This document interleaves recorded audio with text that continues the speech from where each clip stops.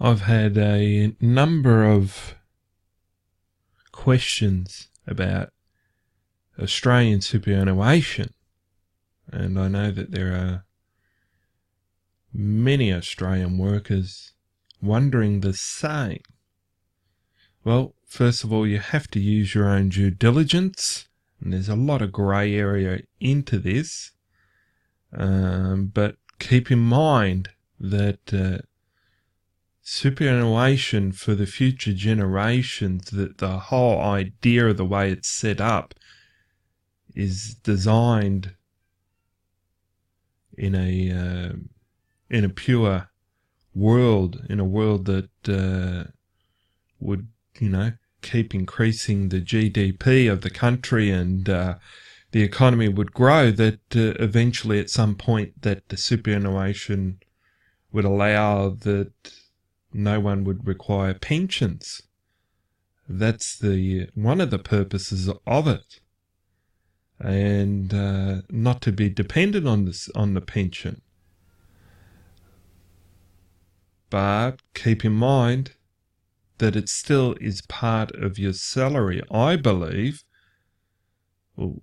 what small business, for example, would have wanted to pay an extra super on top of someone's income, if it was on top of their income?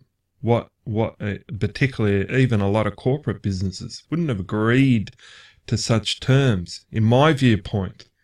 No matter what side of the political spectrum you come on, that would be insanity. Why would they agree to such terms if it was definitely on top of your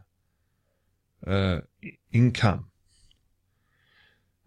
So you need to use your own due diligence with this, because a lot of the wording does say it is on top of your salary, and it's compulsory in our country, and it must be paid by employees. But you need to think about these things. Would have employees, particularly big corporate employees, agreed to such terms and conditions if it was truly on top of your salary? You've got to ask yourself those questions. Would have they have allowed some of their profits to go back into the hands of workers?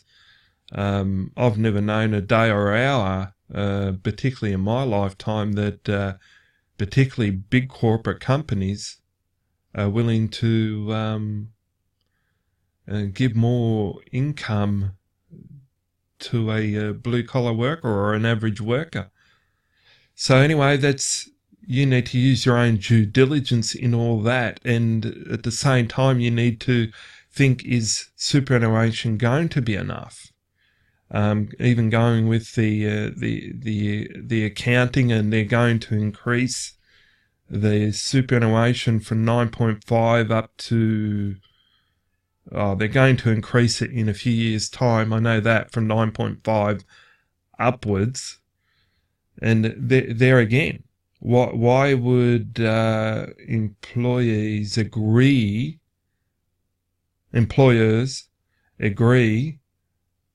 with such terms? And what's to say we do not have an economic downturn in Australian economy? Okay, Australia's economy, according to some economists I've read, is above the US, it's above the UK as far as growth in a developed country at the moment.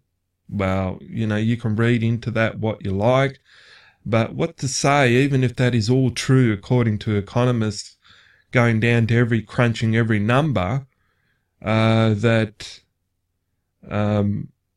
we would definitely, that it would not be not an increase for an employer. A lot of corporate companies wouldn't want to pay that out. So I highly recommend to do your own due diligence in this area, and this is why I also highly recommend to get back to your leader. If you've been dilly-dallying about Unify signals and Unify, you've seen and heard about it, then get back to your leader. And if this is the first time and you do not know much, or you do not have a leader, then please see for more information down below that you can click on and go ahead and watch a video and get back to me, and let's have a discussion about it all. Look forward to connecting to you soon.